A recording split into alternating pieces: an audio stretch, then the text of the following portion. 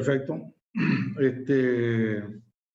El primer punto, bueno, para presentarme un poquito más completo, yo soy ingeniero agrónomo desde diciembre del 80, o sea, hace 40 años. Mi especialidad dentro de la agronomía siempre ha sido el cultivo de arroz, en la cual además soy profesor titular por concurso de la universidad. De cultivos regionales, pero mi especialidad básicamente es el arroz. Y dentro de eso, lo que hace dentro de la agronomía, riego y drenaje. Fui ministro de producción entre el año 2009 y el año 2019, hasta el 9 de diciembre de 2019, pero también los primeros 4 años de esos 10 estuve a mi cargo el área de recursos naturales, y en el año 2011 propuse al gobernador crear la dirección de Parques y Reservas, porque ya había una validación inclusive con rango constitucional de dar importancia a los esteros de Liberá. No es la única reserva, es el único parque en la provincia, hay otros, pero obviamente este supera, entre otras cosas, porque es el tercer humedal del mundo y el segundo en Latinoamérica. Y creamos la dirección, de la cual además depende, entre otras cosas, todas las estaciones de guardaparques y los guardaparques, por supuesto, ¿no? Y además también fuimos unidad ejecutora en lo que hace a la ley de presupuestos mínimos, tal vez más relevante de las varias que tenemos, que es la de bosque nativo, ¿no? Y además también enviamos a la legislatura provincial para que adhiera a la legislatura. En el caso de nuestra provincia está aceptada no solo por decreto, sino por ley, ¿no? Al respecto, básicamente, quería marcar lo que no puedo dejar de decir es que desde el 10 de diciembre soy diputado nacional y que yo también tengo un proyecto presentado. Lo que sí voy a hacer es no hablar de mi proyecto, porque me parece que es otro cuerpo y además nosotros lo venimos discutiendo en la Cámara de Diputados, lo venimos discutiendo tratando de buscar un dictamen consensuado, que no sé si vamos a lograr o no, pero venimos discutiendo. Así que prefiero no voy a hablar ni del mío, ni de los otros proyectos, ni hacer análisis comparativo, sí hablar del tema general. Uno de los temas que me gustaría recalcar, y por qué muestro este tema de inundación y no de seca, que es lo que nos está pasando ahora, que siempre que hay temas vinculados a convulsión social y una fuerte mediatización, obviamente es un momento para tratar la cuestión. En aquella oportunidad se pedía urgente aprobación de una ley de humedales. Había, creo que alguna con media sanción, me parece en 2015 había una en trámite legislativo, por lo menos, que obtuvo media sanción también en senadores. Porque las inundaciones de 2015 fueron muy fuertes, continuaron 2016, 2017, más corriéndose hacia el norte, afectando Santa Fe y sur de Corrientes, y finalmente a nosotros en el norte en 2017. Un ciclo muy húmedo, un ciclo de 3 años muy húmedo, no bastante.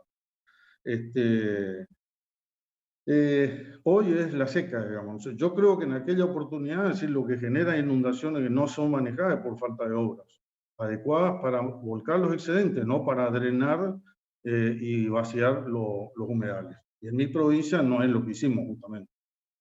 Esta es la cuestión. Después, hoy, otra de las cuestiones que me gustaría aclarar es que se especula bastante con los incendios y la ley de humedales ya, ¿no es cierto? Que es, no los legisladores, yo por lo menos por lo que veo conversando mucho en la Cámara, autores de los otros proyectos, porque venimos dialogando permanentemente, nadie dice de que los incendios en el Delta se debe a la falta de una ley de humedales. Al respecto, le quiero aclarar una cosa, hay 2 leyes de fuego, y porque en una ley de humedales pongamos un artículo que dice prohibido quemar, y ya ahí se soluciona el tema. En realidad tenemos 2 leyes de fuego. La segunda ley en realidad es el Plan Federal de Lucha contra el Fuego, que se le dio rango de ley justamente para que pase de un gobierno a otro y no esté dependiendo del cambio de gobierno. Por lo tanto es ley, o sea que el gobierno que asuma tiene que cumplir con esa ley. Prevé fondos además, prevé recursos y prevé fondos. Yo creo que no se deben los incendios a los problemas de falta de ley de humedales. Debería apuntar a otra cuestión. El otro tema es el reconocimiento de la legislación actual y los tratados internacionales. Por eso me parece importante no desconocer Ramsar. Reconozco sí que la Convención de Ramsar es incompleta. es incompleta. Además tenemos otras leyes nacionales y la Ley General del Ambiente también que legislan sobre la cuestión, pero Ramsar es incompleta. Por lo tanto, debería ser completado. Ahora, los criterios es importante definir porque eso podría afectar una superficie muy grande en la Argentina. El otro tema es el inventario de ordenamiento territorial. En realidad, el ordenamiento territorial, cuando la ley de presupuesto mínimo bosque nativo, se hicieron en las provincias y no había un inventario separado. O sea, el inventario era el primer insumo de un ordenamiento territorial, porque mal puede usted hacer un ordenamiento territorial si no conoce el territorio y no hace un inventario de lo que tiene. Pero era parte del mismo componente. Hubo intención en aquella oportunidad de sacarlo y separar el inventario, que lo hiciera un organismo nacional o algún organismo o alguna universidad nacional, etcétera, que lo hiciera y que solamente las provincias intervenían en el ordenamiento. Y eso justamente por oposición de los legisladores de muchas de las provincias vinculadas a los bosques nativos, que son todas las provincias del norte, no ANEA, o sea, todas las provincias del norte grandes tienen el gran mayor porcentaje de los bosques nativos. Y iba contra las autonomías provinciales, eso se discutió y la ley de bosque nativo, o conocida como ley Bonazo, una ley de presupuestos mínimos, en realidad las provincias hicieron todo, o sea, el inventario como insumo previo al ordenamiento territorial. Que hablé de bosque nativo, me voy a ir un poquito más adelante de lo que pasó con esa ley, porque me parece que tenemos que aprender nosotros. Esta fue la primera ley importante de presupuestos mínimos, después de hay un montón de leyes de presupuestos mínimos, pero muy relevante fue en su momento, fíjese la pérdida de bosque nativo en el periodo 2008-2018, que son 10 años de la ley, falta actualizar el 2019. Nunca se cierra, por ejemplo, un 2020 si no terminó el año, pero 2019. Esto es el uniforme de Greenpeace y lo avalado por la Secretaría de Ambiente de la Nación, pero en realidad el informe lo hizo Greenpeace. Fíjese lo que pasó, 2.800.000 hectáreas de bosque nativo. Yo he escuchado serias críticas al inventario y al ordenamiento territorial en realidad de nuestra provincia, la provincia de Corrientes, que logramos aprobación en la legislatura provincial, pero fíjense los números. Yo creo que los números son contundentes. O sea, ¿de qué sirve que yo tenga un mejor o peor y que esté para la biblioteca y después en la práctica en 10 años pasó eso? Ahora, ¿qué pasa con Corrientes? Yo le voy a decir un dato para el ejemplo de mi provincia, la que más puedo hablar porque es mi experiencia. En 10 años desarrollamos mucho la forestindustria. Nosotros tenemos aproximadamente 600 y pico establecimientos industriales en la provincia, de los cuales 460 son de la madera. Ahora, ¿cómo puede ser que tenga 460 industrias de la madera y no tocaste 7.300 hectáreas nomás de bosque nativo? ¿Es milagro? No, no es milagro. Plantamos 526.000 hectáreas de bosques cultivados. Hoy, en este esquema, también he escuchado frecuentemente que los enemigos de los humedales en el norte son las actividades forestales, la actividad ganadera y la actividad arrocera. Esas tres actividades de una provincia como la nuestra de Corrientes representan más del 80% del Producto Bruto Agroindustrial de nuestra provincia. Más del 80%. Si esas son las enemigas, yo creo que de alguna manera el mensaje que se está dando, que la provincia de Corrientes es una enemiga al medio ambiente. Me parece que los hechos y las evidencias demuestran lo contrario. Lo mismo con el Liberá, que me tocó 4 años la conducción de Liberá, entre el año 2009 y el año 2013. El Liberá son 1.300.000 hectáreas, representa el 15% de la superficie provincial. 850.000 intangibles, porque son parques. Y lo que es reserva son campos privados, pero que tienen restricciones en los temas productivos. Ahí viene otra cuestión en el cuidado del medio ambiente. A nosotros nos dijeron que como yo venía de la actividad arrocera y cuando asumí como ministro en el 2009 íbamos a llenar el Liberá de arrocera. Agua fácil, barata. Habían 5 arroceras en ese momento. Hoy no hay ni una sola arrocera. La sacamos a todas las arroceras del Liberá. No quedó ni una sola arrocera. Y Corrientes es la primera provincia arrocera de la Argentina. Produce la mitad del arroz que produce toda la Argentina. ¿Cómo se hizo? Se hicieron represas. 140 represas, por un promedio de 200 hectáreas de lago cada represa, tenemos 28.000 hectáreas de superficie de lago, que hoy van a pasar a ser humedales artificiales, y nos parece correcto. No veo mayores objeciones en eso. 28.000 hectáreas de lado y con eso se riegan la mayor parte del arroz. El 72% de la producción de arroz está vinculado a la captación de aguas superficiales. O sea, para tener industria de la madera, plantamos árboles. Para ser la primer productora de arroz de la Argentina, hicimos represa. Nos fuimos a tomar agua barata de Liberá, que es la más sencilla, porque se cuidó el recurso natural. O sea que acá, entre el discurso y los hechos, es otra cosa y los números son bastante concretos. Volviendo para atrás. Ingeniero, si podría ir cerrando, ya van 10 minutos. Sí. ¿Cómo? Perdón. Bueno, esto no es mío, o sea, yo no me hago cargo de esto, yo simplemente levanto algunos trabajos hechos, eventualmente lo que podría afectar humedales en la Argentina. Si nosotros tomamos el criterio, con esto voy cerrando por lo estrecho del tiempo, el criterio dáfico, donde nosotros vamos a hacer una calicata al perfil del suelo para detectar si hay rasgos hidromórficos, nos podría llegar a dar una cosa parecida. De todas maneras, yo no me hago cargo, yo simplemente hago un corte y pegue de otros informes porque yo tengo mucho conocimiento sobre la cuestión de recursos naturales en mi provincia, pero no de toda la Argentina, porque recién estamos empezando a actuar ahí en el Congreso, hace tan poco tiempo, a actuar en cuestiones nacionales. Pero esto podría ser así.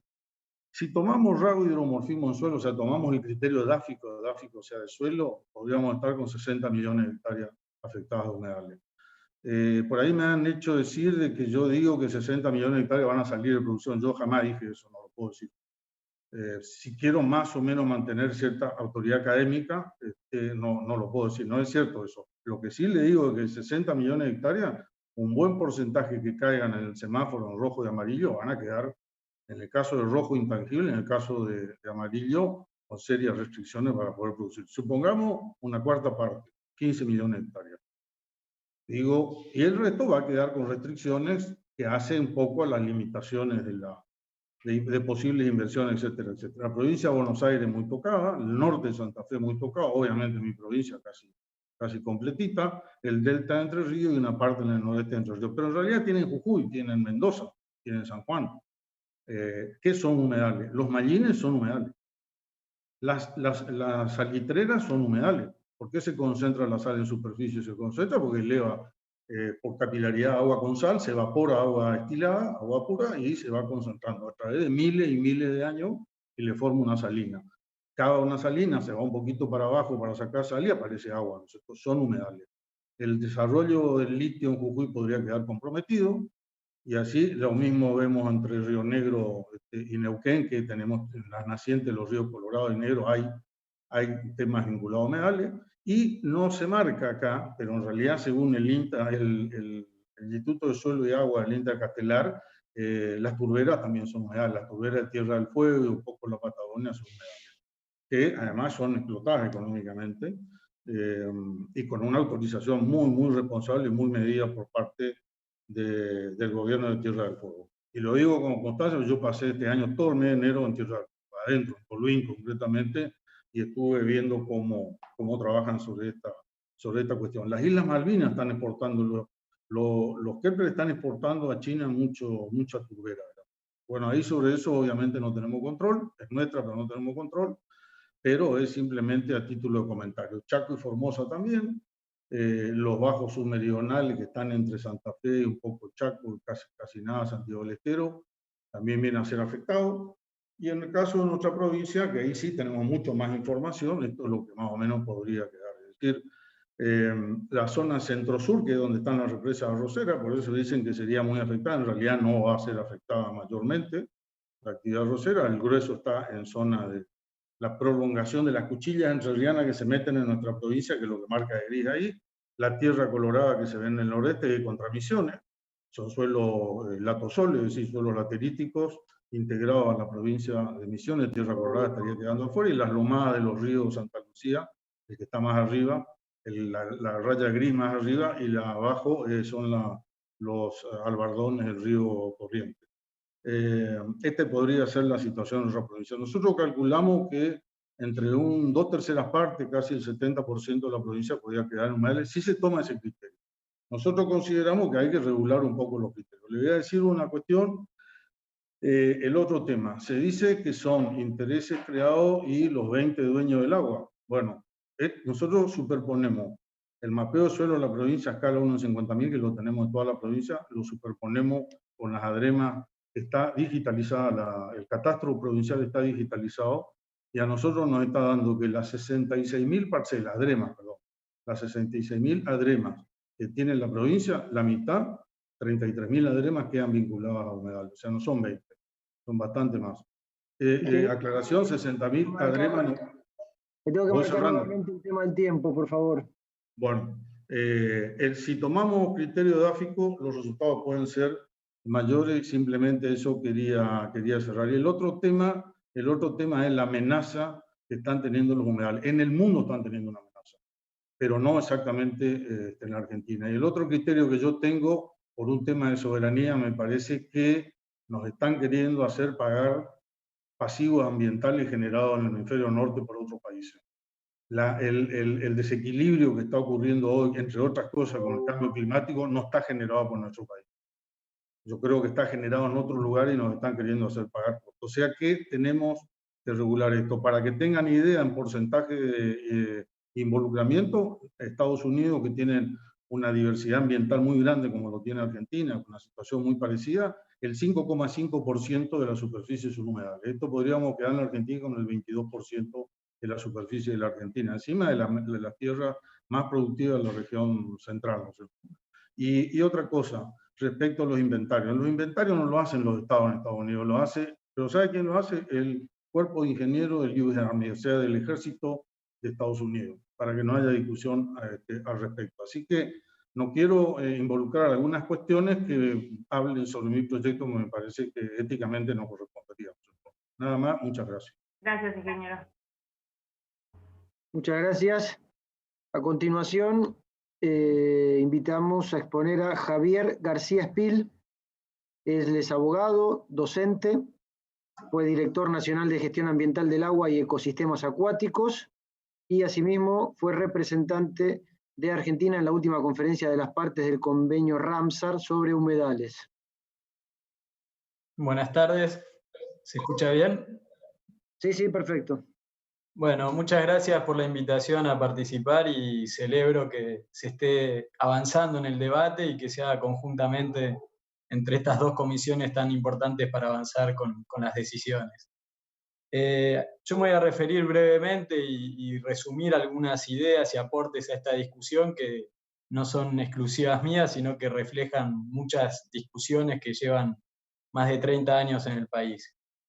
Primero me gustaría, tomando un poco, como decían Laura y el diputado Vara, la relevancia de esta discusión y tener en cuenta que estamos hablando de ambientes humedales que están en todo el país, que son muy diversos, es decir, que no estamos solamente discutiendo la situación del delta del Paraná, y que son ambientes que, como decía Laura, prestan valiosas contribuciones para las personas también, ¿no? Se habla mucho de la importancia de mitigar riesgos de inundación, de sequía, proveen agua, aportan a secuestrar carbono, importante en la lucha contra el cambio climático, pero también, y no hay que perder de vista, sostienen producciones como las que se mencionaban, arroceras, otras agropecuarias, pesca continental, y también en algunos casos son importantes sostenes de economías regionales, ¿no? Mencionaban recién los esteros de Liberá y todo lo que tiene que ver con el ecoturismo. Y son ambientes que están sometidos a una enorme presión, y ahí hay muchas actividades y cuestiones a tener en consideración, pero sobre todo hay cambios en los usos del suelo, hay alteraciones en la dinámica del agua, y hay un uso a veces no responsable que implica extracción de materiales en exceso o introducción de contaminantes que ponen en riesgo la continuidad de estos espacios y que también afectan el sostenimiento de los beneficios que estos ambientes proveen.